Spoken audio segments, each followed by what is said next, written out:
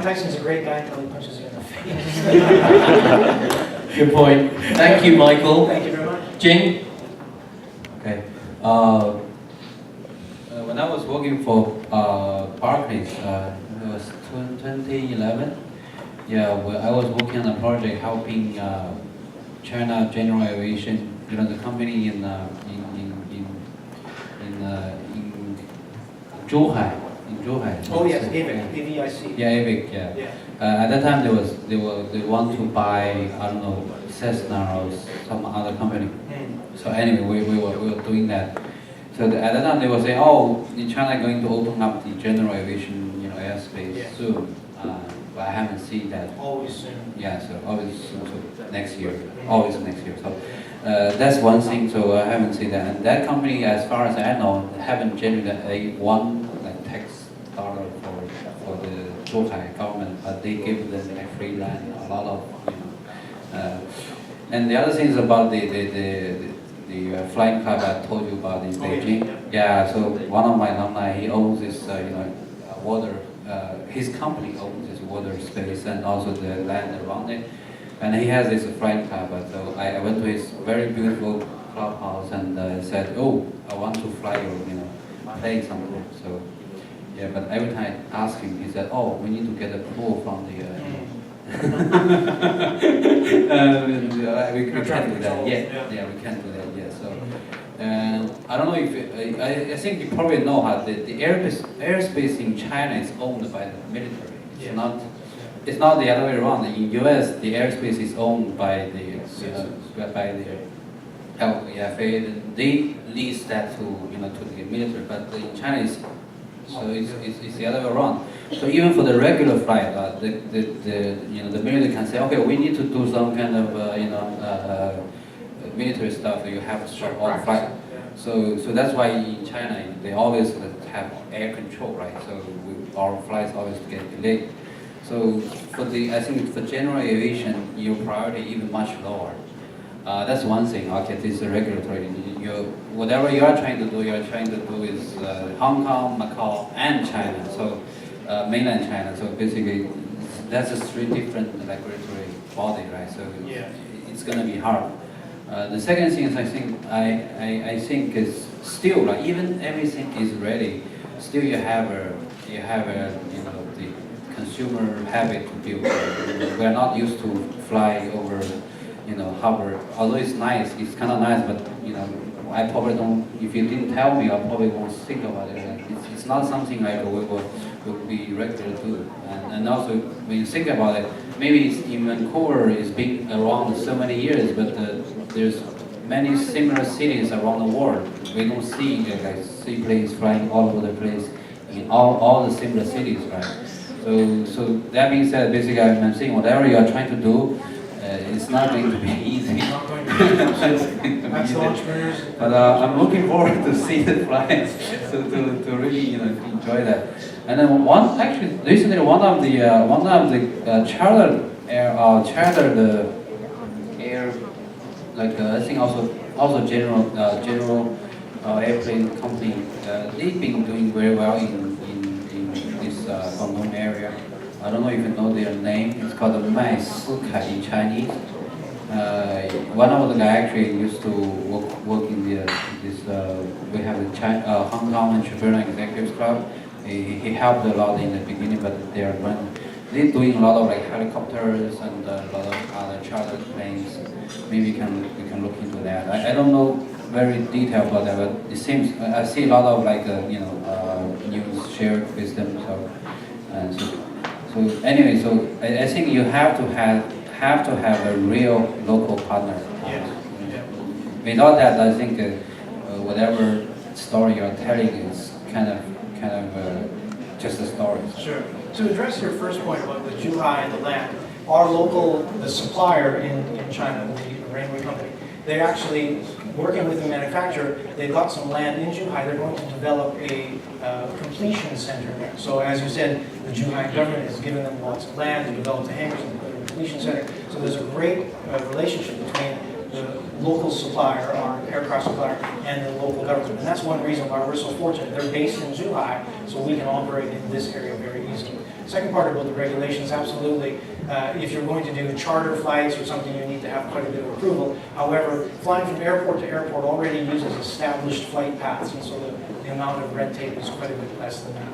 And even flying from Hong Kong to Macau, we use the helicopter flight paths that are already established, VFR and IFR flight paths as well. So there are some mitigating circumstances to those issues that you mentioned as well. So absolutely, thank you very much.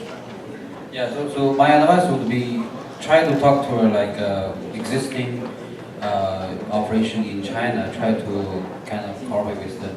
Right. To Yeah. maybe start traveling one or two different airplanes. Sure. And then I think that's probably more executable. Yeah. So our charter partner in China already has their license. They're already doing services, small aircraft, jet aircraft, and helicopters. So we will use their license to begin with, piggyback upon their reputation for the first couple of years. All right, well, thank you very much, everybody.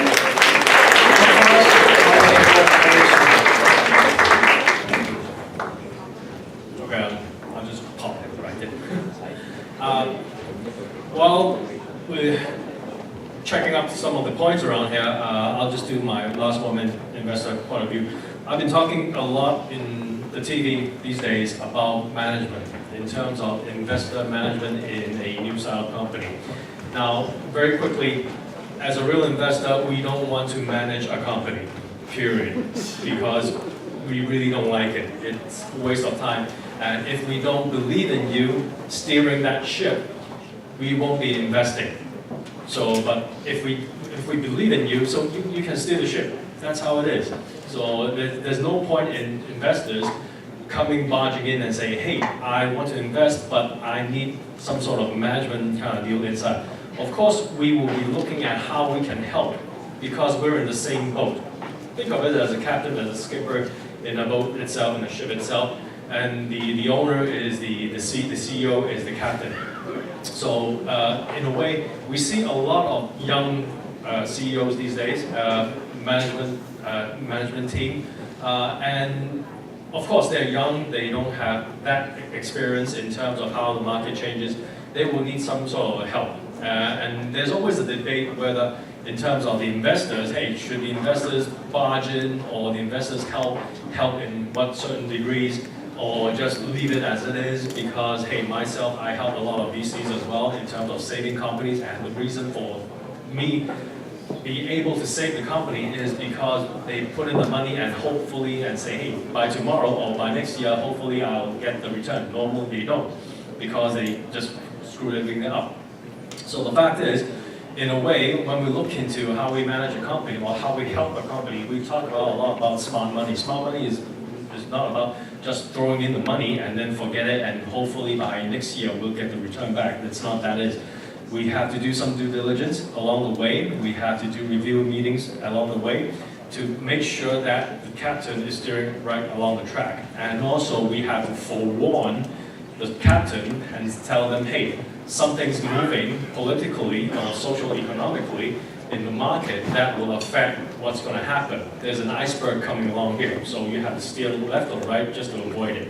And these are the things that we, as the investor these days, we talk about smart investors is, okay, we have to help, but in a way we cannot be barging in and say, hey, I'm going to steer your ship and then take the wheel. And then, actually, I've seen a lot of companies screwed up even worse by that. So, in a way, if there are some investors around here, or if there are companies around here, and you've got new investments coming in, people saying, hey, I'm going to offer you something, be very careful in terms of how you work with them, because it's a real partnership together. So, not because he's got the biggest chunk of money, but of course, the money and also the background, the help that they can really give. So that's my 1 minute, and do we have the results? Okay.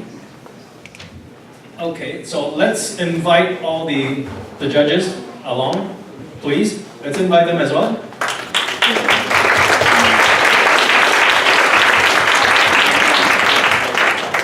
Okay, and the winning team is, the winning team is Grom. That's the second team. Okay, that's Tony. Okay, you won. Congratulations.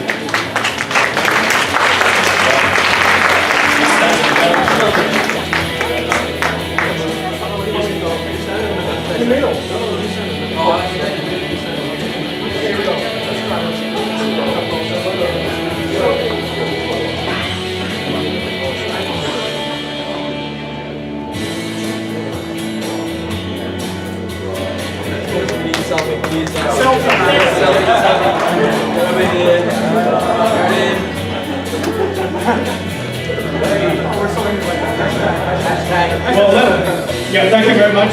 Congratulations, Joe. Thank you very much. Just a few more announcements before we leave.